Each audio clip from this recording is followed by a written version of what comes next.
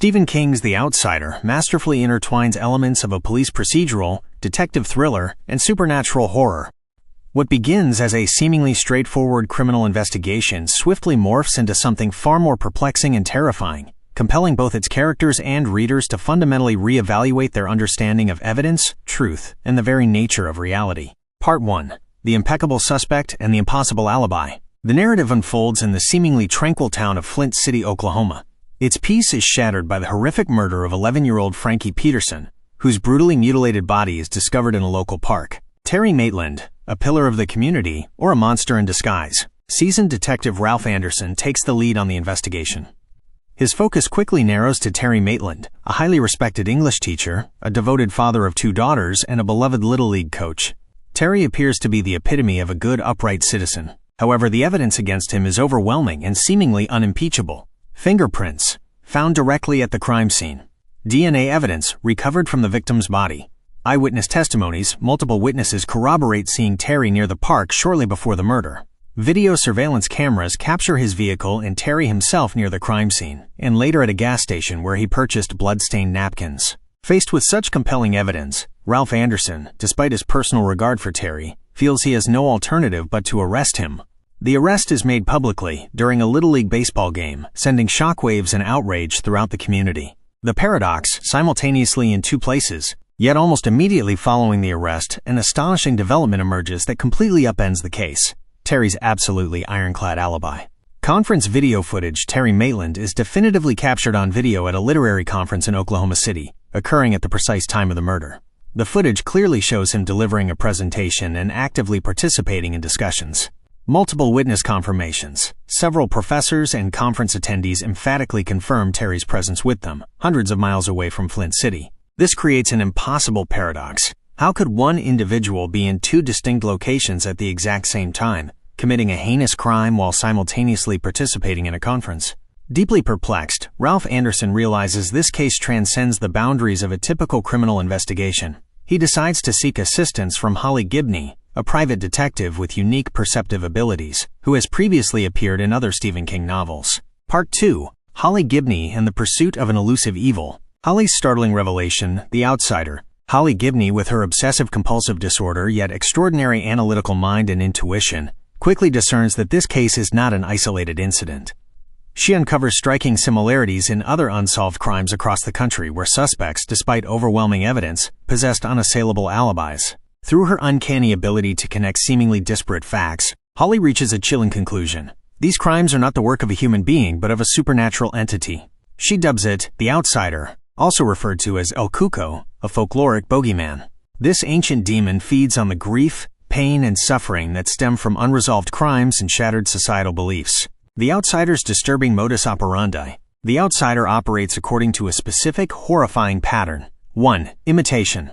It identifies a victim it intends to imitate and meticulously copies their appearance, voice, fingerprints, and even DNA. This creates a physically perfect doppelganger of the chosen individual.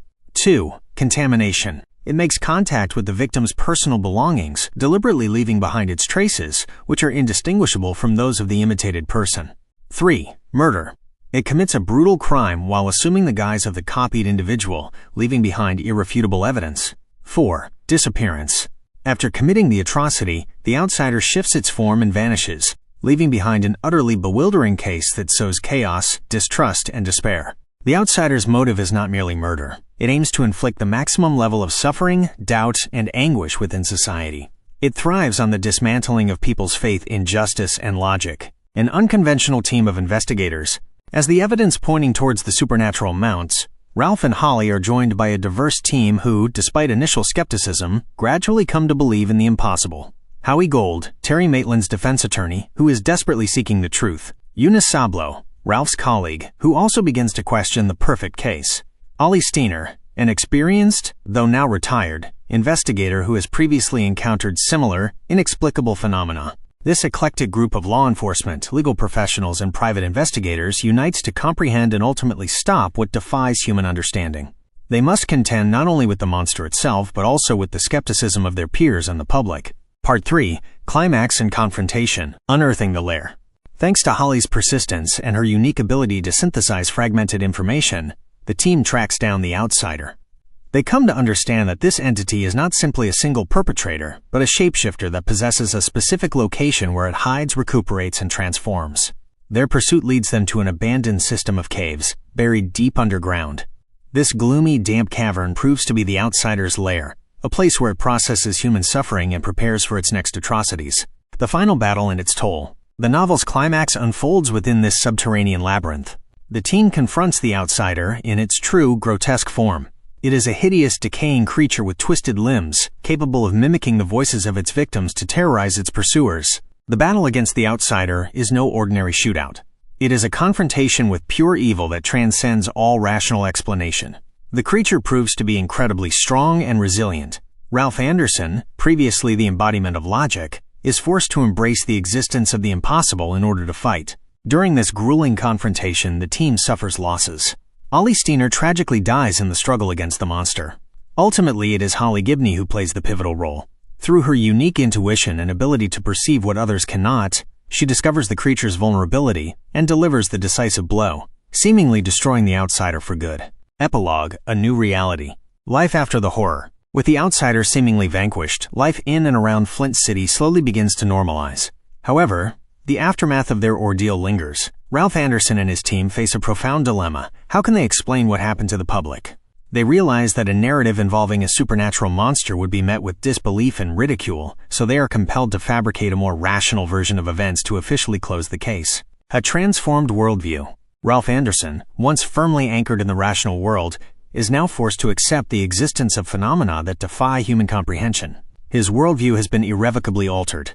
The book concludes on a note of lingering uncertainty, leaving the reader to ponder whether the outsider was truly unique or if other similar entities still lurk in the shadows. Key themes and ideas. The Outsider deeply explores several significant themes.